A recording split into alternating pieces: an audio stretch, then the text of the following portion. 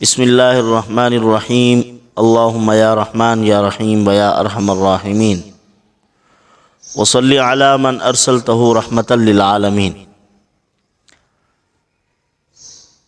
وَإِن مِّن شَيْءٍ إِلَّا يُسَبِّحُ بِحَمْدِهِ وَلَكِن لَّا تَفْقَهُونَ تَسْبِيحَهُمْ إِنَّهُ كَانَ حَلِيمًا غَفُورًا صدق اللہ العظیم۔ معزز خواتین و حضرات، آج ہم آپ کو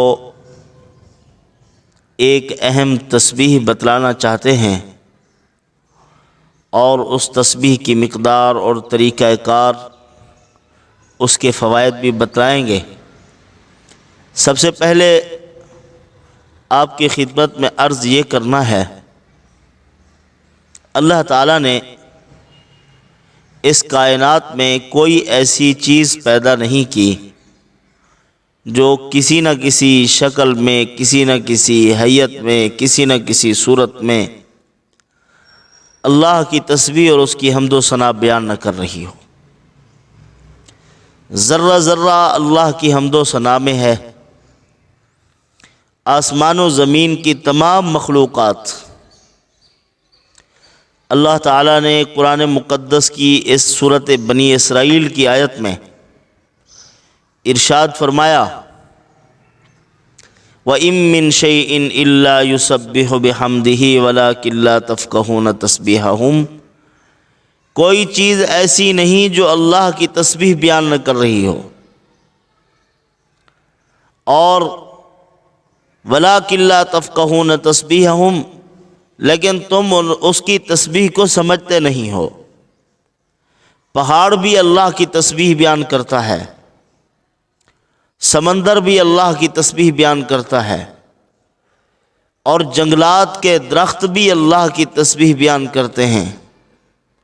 اسی طرح کائنات کی ہر ایک چیز، جانور، انسان اللہ کی حمد و ثنا میں مصروف ہیں۔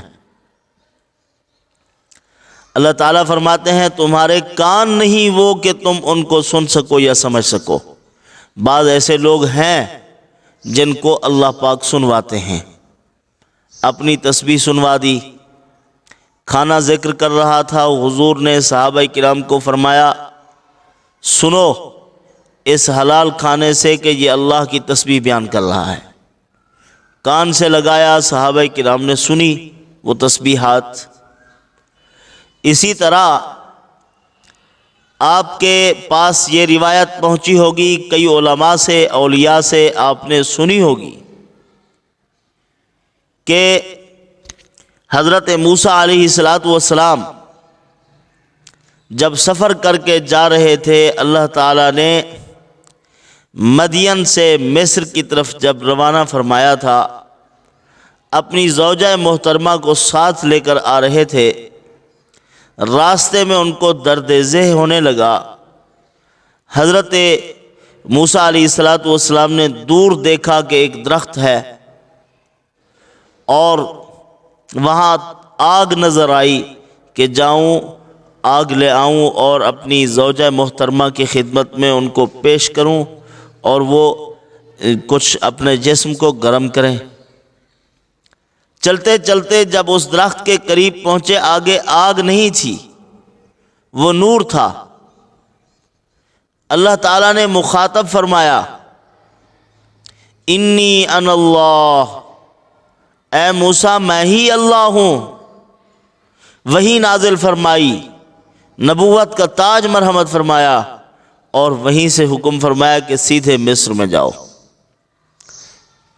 موسیٰ علیہ السلام کے دل میں خیال گزرا، میں تو وہاں مصر میں جاتا ہوں، میری بیوی، اس کا کیا بنے گا؟ بچہ ہو جائے کیا بنے گا؟ کھائے گی کہاں سے؟ تو اللہ تعالیٰ نے فرمایا، یہ سامنے والی جو چٹان ہے اس پر عصا مارو۔ یہ خیال کیوں گزرا؟ اس پتھر پر انہوں نے عصا مبارک مارا، اس سے اور پتھر نکلا، پھر تیسرا پتھر نکلا، تیسرے پتھر کو جب مارا، اس کے اندر ایک کیڑا زبان میں سبز پتہ لیے ہوئے منہ میں اور اللہ کی تسبیح و تقدیس بیان کر رہا ہے، یعنی وہ بھی اللہ کی حمد و ثنا میں مصروف ہے۔ کائنات کی ہر ایک چیز اللہ کی تسبیح و تحلیل و تقدیس میں مصروف عمل ہے، صبح سے شام، شام سے صبح، ہر وقت تسبیح میں لگی ہوئی ہیں۔ اللہ تعالیٰ نے ان لوگوں کی قرآن مقدس میں مذمت بیان فرمائی جو سخت دل لوگ ہیں۔ پہلے پارے میں اللہ تعالیٰ نے فرمایا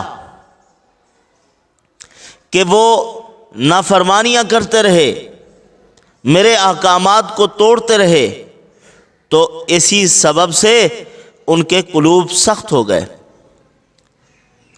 قست قلوبہم، ان کے دل سخت ہو گئے۔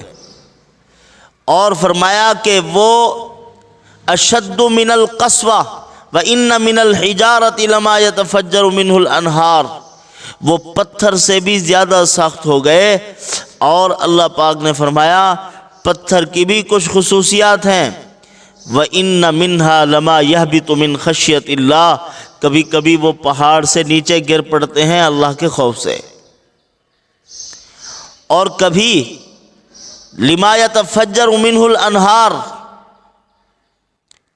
اور وَإِنَّ مِنْهَا لَمَا يَشَّقَّقُ فَيَخْرُجُ مِنْهُ الْمَاءُ وَإِنَّ مِنْهَا لَمَا يَهْبِطُ مِنْ خَشْيَةِ اللَّهِ، فرمایا کبھی پھٹ پڑتے ہیں، ان سے چشمے جاری ہو جاتے ہیں۔ یہ دل اس سے بھی زیادہ سخت ہو گئے ہیں۔ یہود بے بہبود کی طرف اشارہ فرمایا کہ اگر یہ میری تسبیح و تحلیل، میری حمد و ثنا بیان کرتے، تسبیح بیان کرتے، تو ان کے دل سخت نہ ہوتے، نافرمانیوں میں آئے اور دل سخت ہوتے گئے، اور آج اس قدر سخت ہو گئے کہ پتھروں سے بھی سختی میں بڑھ گئے۔ پتھر پھٹتے ہیں، چشمے نکلتے ہیں، لیکن ان کے دل نہیں ہے ایسے کہ ان کے اندر کسی قسم کی کوئی دراڑ یا نرمی پیدا ہو، اتنے سخت ہو گئے ہیں۔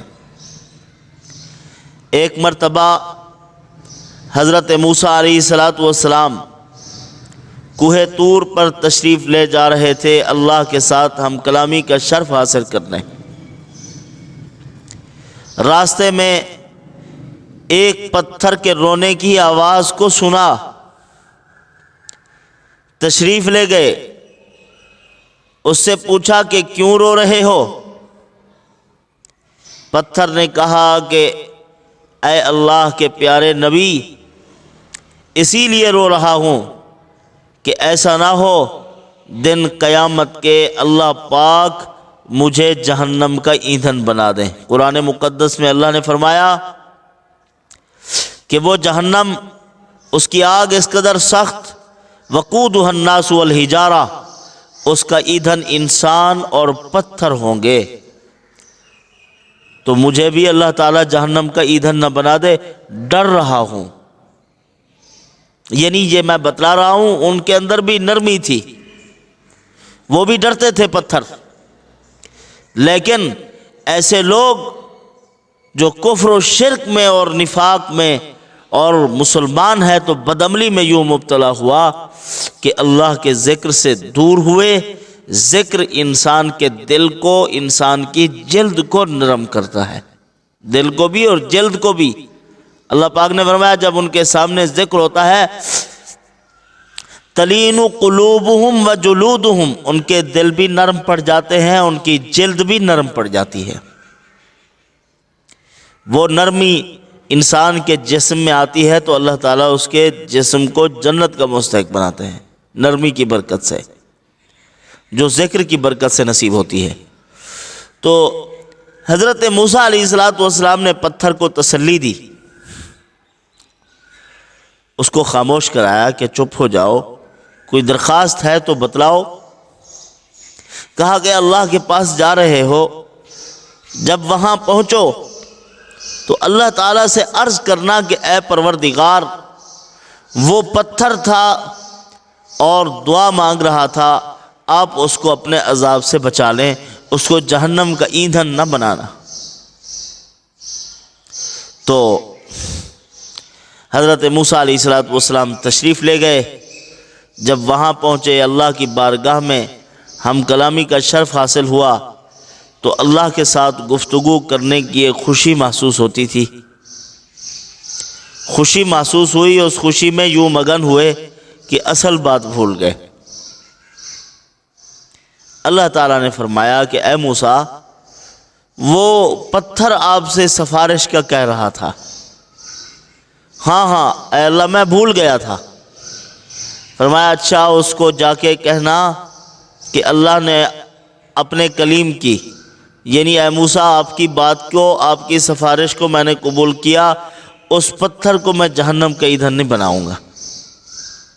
جا کے اس کو خوشخبری سنا دینا۔ اب موسیٰ علیہ السلام واپس آئے اور اس پتھر سے ملاقات ہوئی۔ اس کو کہا کہ رونا چھوڑ دیجئے، اللہ تعالیٰ نے اب آپ کی بخشش فرما دی ہے، اب آپ کو عذاب نہیں ہوگا، آپ کو جہنم کا ایندھن نہیں بنایا جائے گا۔ تو بہرحال پھر وہ پتھر رونے لگا۔ موسیٰ علیہ السلام نے فرمایا کیوں رو رہے ہو؟ کہا کہ حضرت اب اسی لیے رو رہا ہوں، پہلے تو رو رہا تھا خوف سے، اب خوشی کا رونا آ رہا ہے۔ خوشی سے رو رہا ہوں کہ اللہ تعالیٰ نے مجھے جہنم کی آگ سے محفوظ فرما لیا۔ وہ گناہ تو نہیں کرتے، جمادات ہیں، لیکن کسی کے مقدر میں ہوگا جن کو اللہ ایندھن بنائیں گے۔ تو دیکھیں، پتھر بھی نرم ہو جاتے ہیں، پتھر بھی اللہ کو یاد کرتے ہیں، وہ بھی اللہ کا ذکر کرتے ہیں۔ تو یہاں اللہ پاک فرما رہے ہیں کہ وہ لوگ اتنے سخت ہو گئے گناہ کرتے کرتے کہ ان کے دل اتنے سختی کی طرف مائل ہوئے کہ اب ان کے دلوں میں کسی قسم کی کوئی نرمی پیدا نہیں ہو رہی، نہ وہ ذکر کی طرف آ رہے ہیں، نہ نماز کی طرف رخ کر رہے ہیں، نہ قرآن کی طرف، اپنی میں مگن ہے۔ وہ اصل چیز انسان کا دل ہے، اسی میں اللہ کا ذکر، اللہ کی عبادت، لذت، محبت، اسی میں مٹھاس، ساری چیزیں دل میں پیدا ہوتی ہیں۔ اور دل زندہ رکھنا چاہیے۔ دل کی 4 اقسام ہیں، 4 قسم کے دل ہوتے ہیں۔ یہ جو اللہ تعالیٰ نے ایک سورت کے آخر میں فرمایا یا ایتھا النفس المطمئنہ، اے نفس مطمئنہ، یہ کون سا نفس ہے جس نے ساری زندگی اللہ تعالیٰ کے احکام کی فرما برداری کی، نمازیں پڑھی، روزے رکھے، تسبیحات کی، پھر اللہ پاک فرماتے ہیں فادخلی فی عبادی وادخلی جنتی، جنت میں داخل ہو جاؤ۔ نفس مطمئنہ وہ ہوتا ہے جس کو نیکی سے خوشی محسوس ہوتی ہے اور برائی کا قرب نہیں ہوتا، اچھائی کی طرف اس کا دل چلتا ہے۔ بہرحال دل کی 4 قسمیں ہیں۔ سب سے پہلی قسم دل کی اجرد، اجرد دل کی قسم ہے۔ یہ کون سا دل ہے؟ یہ وہ دل جس دل میں صفائی ہے، ستھرائی ہے، پاکیزگی ہے، اور اس دل میں نور ہے، روشنی ہے۔ یہ مومن کا دل ہوا کرتا ہے، ہدایت کی طرف اس کی رغبت ہے، دل منور ہے، حلال حرام کی تمیز کر لیتا ہے، جائز ناجائز کو پہچان لیتا ہے۔ یہ اجرد ہے، اجرد دل۔ اسی طرح دل کی ایک اور قسم ہے اغلف۔ اغلف کہتے ہیں جو غلاف میں لپٹا ہوا ہو، غلاف ہے اس کے اندر لپٹا ہوا ہے، اور لپٹنے کے بعد آخر میں اس کے لپٹ جانے کے بعد آخر میں دھاگے کے ساتھ جیسے کسی چیز کو بند کر دیا جاتا ہے۔ حضرت شاہ ولی اللہ رحمۃ اللہ علیہ فرماتے ہیں اس کی مثال اغلف کی ایسے ہے جیسے ایک پنجرا ہو، اس کے اندر پرندہ ہو اور اس پنجرے سے کسی قسم کا کوئی سوراخ نہیں ہے کہ باہر کی طرف کوئی دیکھ سکے۔ اغلف، اسی کو قرآن مقدس میں بھی مشرکین نے کہا تھا وَقُلُوبُنَا غُلْف، ہمارے دل غلاف میں لپٹے ہوئے ہیں، اے محمد آپ کی بات ہمارے اوپر اثر نہیں کرتی۔ اللہ تعالیٰ نے فرمایا ٹھیک ہے اب چلے جاؤ، دور بھاگ جاؤ جہاں سے تمہارا واپسی آنا ناممکن ہو جائے۔ اللہ نے ان کو دفع کر دیا۔ تو یہ اغلف دل ہوتا ہے، یہ کافر کا، مشرک کا اور دہریے کا دل ہوتا ہے۔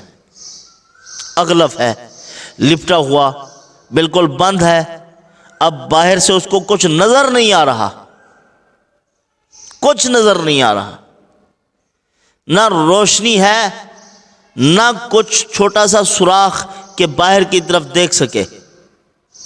اب ظاہری طور پر وہ دیکھ رہے ہوتے ہیں، درخت دیکھ رہے ہیں، پانی کے چشمے ابلتے دیکھتے ہیں، اور اسی طرح سورج کو طلوع اور غروب ہوتے ہوئے دیکھا۔ ان ساری چیزوں کا نظارہ، یہ سمندر کی جولانیاں بھی ان کی نظروں میں ہوتی ہیں، کائنات کا، زمین کا بہہ جانا بھی دیکھتے ہیں، آسمان کا اس طرح بن جانا بھی ان کی نظر میں ہے، لیکن کسی چیز میں وہ یوں نہیں دیکھتے کہ ان کو ہدایت محسوس ہو، ہدایت نصیب ہو۔ دیکھا بس دیکھ کے نظر ہٹا لی۔ اغلف، یہ بند ہے، دہریہ، مشرک اور کافر ہے، اس کو ہدایت بالکل نصیب ہونی نہیں، نہ اس نے کبھی راہ راست پہ چلنا ہے۔ اور تیسری قسم دل کی ہے معکوس۔ معکوس کسے کہتے ہیں؟ اوندا پڑا ہوا۔ گھڑا دیکھے ہوں گے، گھڑے آپ نے، گھڑے بعض اوقات سیدھا رکھتے ہیں، کبھی کبھی اس کے منہ کے اوپر وہ نیچے والا حصہ اوپر کر دیتے ہیں، اس کو کہتے ہیں معکوس۔ یہ معکوس دل ہے، یہ گمراہ کن لوگوں کا دل ہوتا ہے۔ اس کو نظر تو آیا، سب کچھ نظر آیا، اسلام بھی سمجھ میں آیا ہے، یہ ساری چیزیں اس کے پاس پہنچ چکی ہیں، لیکن اب اسلام کے ساتھ یک طرفہ نفاق بڑھتا جا رہا ہے، یعنی وہ چلنے کو تیار نہیں، نظر آ گیا اس کو۔ تو یہ اندرونی طور پر جو سچے پکے منافق ہوتے ہیں، یہ وہ ہے، نظر تو آیا لیکن معکوس ہے، اس کا دل اوندا پڑا ہوا، کچھ ڈالو بھی تو اس کے اندر نہیں جائے گا، کیونکہ منہ نیچے ہے اور دم اوپر ہے، پانی ڈالتے جاؤ تو اس نے ادھر ادھر پھیل جانا ہے، اس کے اندر ایک قطرہ بھی نہیں پہنچ سکتا۔ تو یہ معکوس دل انہی کے ہوتے ہیں۔ اب یہ جانتا تو ہے، مجالس میں بھی کبھی بیٹھ جائے گا، علماء صلحاء کے ساتھ بھی بیٹھ جائے گا، یہ اصل گمراہ لوگ ہیں، ان کے اندر نفاق کی خوب بو ہوتی ہے، لیکن وہ 100% پکے منافق نہیں ہوتے، ان کی اگلی قسم آ رہی ہے دل کی، معکوس دل۔ اور اسی طرح ایک اور قسم ہوتی ہے معکوس کے ساتھ ساتھ مصفہ، مصفہ نہیں، مصفح، آخر میں ہا ہے، آخر میں ہا۔ اس کا کیا مطلب؟ یعنی دو طرف سے جس کا رخ ہو، دو منہ والا، ادھر سے بھی ہے ادھر سے بھی ہے۔ اب وہ ادھر سے اپنا مفاد دیکھتا ہے، وہ ادھر کو دوڑ پڑتا ہے، اس کو نہ اسلام نظر آتا ہے نہ کلمہ ایمان نظر آتا ہے، ادھر سے مفاد نظر آیا تو ادھر سے ادھر کی طرف دوڑ پڑا، دو کشتیوں کا سوار جس کو کہتے ہیں۔ اسی کے متعلق فرمایا یہ اعتقادی کافر ہے اور عملی بھی کافر ہے، منافق ہے، اس کے دل کی گہرائیوں میں نفاق اتر چکا ہے، جن کے بارے میں اللہ پاک نے فرمایا لا یزال بنیانہم الذی بنوا ریبۃ فی قلوبہم الا ان تقطع قلوبہم، ان کے رگ و ریشہ میں، ضمیر و خمیر میں منافقت پیوست ہو چکی ہے، اب یہ منافقت نکل نہیں سکتی کسی صورت میں بھی۔ جس کو بلڈ کینسر کہتے ہیں، اگر ہو جائے کسی کو، جسم کے روئیں میں سے کہاں کہاں سے نکالو گے اس کو؟ اللہ تعالیٰ نے فرمایا کہ ان کے اب جسم کے روئیں میں، رگ و ریشہ میں، ضمیر و خمیر میں منافقت پیوست ہو چکی ہے، لہذا اب کسی صورت میں ان کا علاج ناممکن، یہ ٹھیک نہیں ہو سکتے۔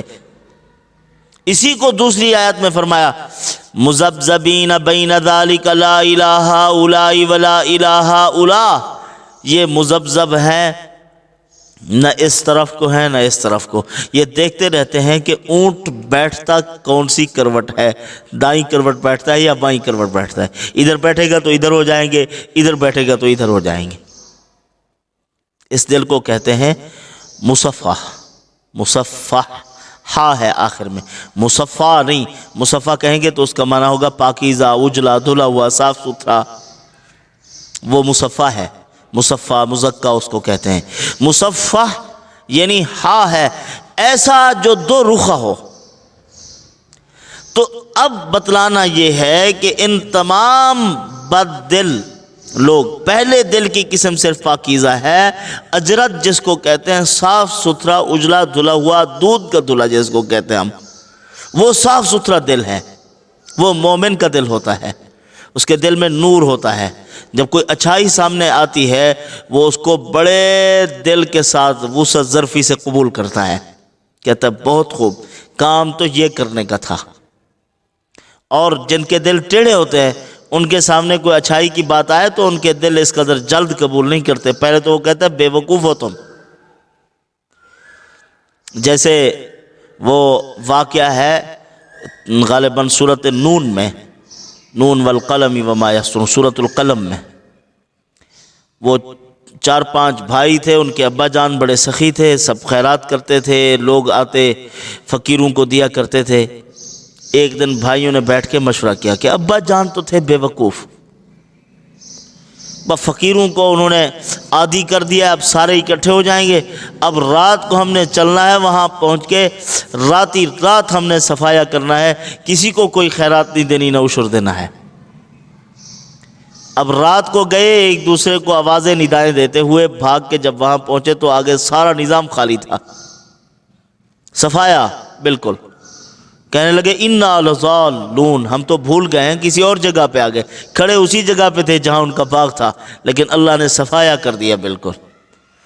اب وہ جو اچھے کام کرتے تھے یہ اس کو بے وقوف کہہ رہے ہیں کہ ابا جان تو بے وقوف تھے، ہم تو فیملیوں والے ہیں، بچے ہیں، یہ ہے وہ ہے، ہم کیا دیں فقیروں اور غریبوں اور مسکینوں کو، بھگا دو ان کو، ان کو بھگا دیا کرتے تھے۔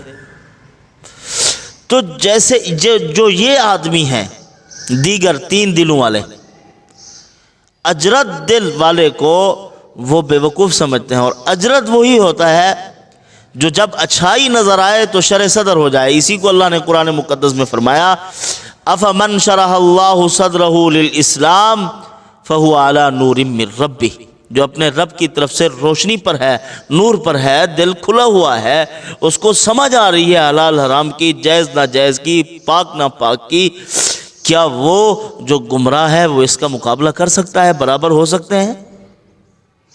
جس کو حلال حرام کی تمیز نہیں وہ اس کی برابری کر سکتا ہے؟ تو باقی جو 3 دل ہیں ان کا علاج بھی ذکر الہی ہے، اللہ کی یاد ہے، اللہ تعالیٰ کی طرف رغبت ہے، محبت ہے۔ یہ جب آئے گی تو پھر ان کے قلوب بھی کھل جائیں گے، ان میں بھی معرفت کا نور پیدا ہوگا، ہاں، ورنہ سختی پیدا ہوتی جائے گی، جیسے ابو جہل میں سختی تھی،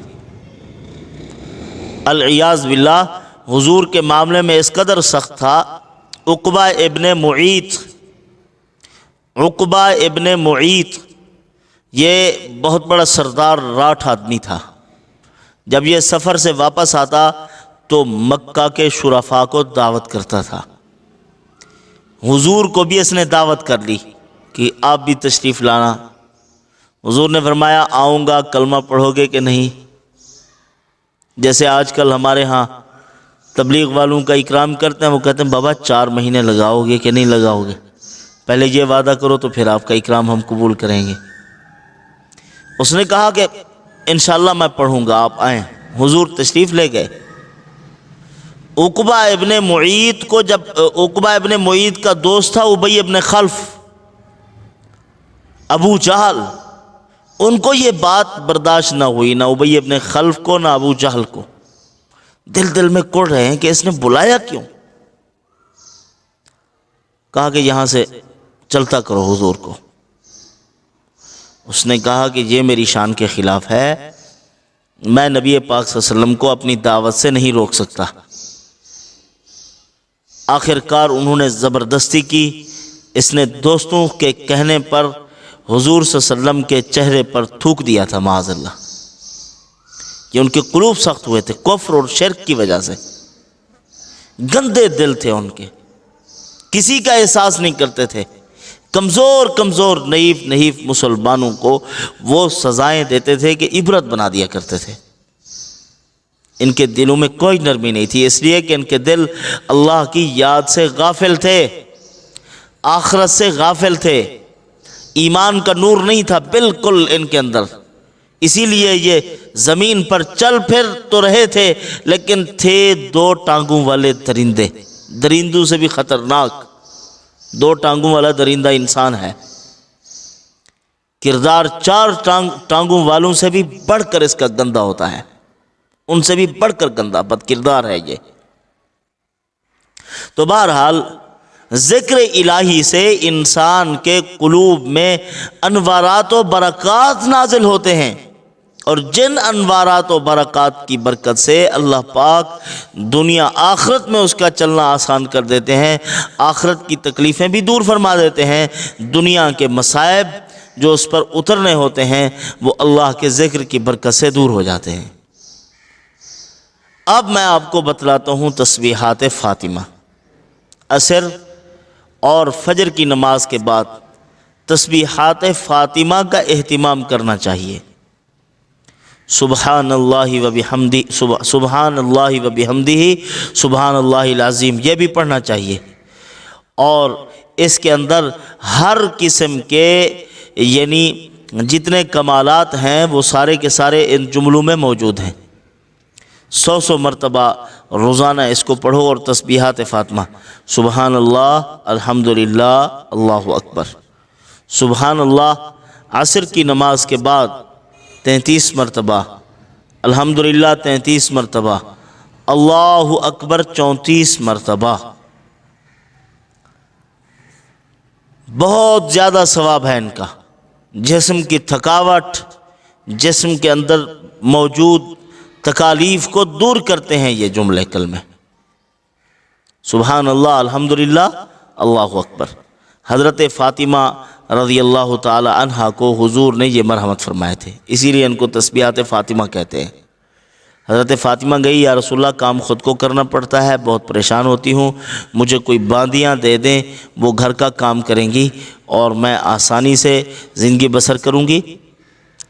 حضور نے فرمایا وہ لیتی ہو یا میں دعا دوں وہ دعا لیتی ہو، اس کا آپ کو دنیا میں بھی فائدہ ہوگا، آخرت میں بھی۔ تو حضرت فاطمہ الزہرا رضی اللہ تعالیٰ عنہ نے فرمایا تھا، یا رسول اللہ مجھے وہ تسبیحات اور دعا جو آپ بتلانا چاہتے ہیں وہ دے دیجئے۔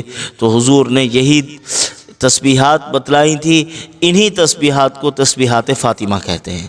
ایک بزرگ تھے، وہ فرماتے ہیں ان کی قدر صحیح معنی میں میرے دل میں سفر کے دوران آئی۔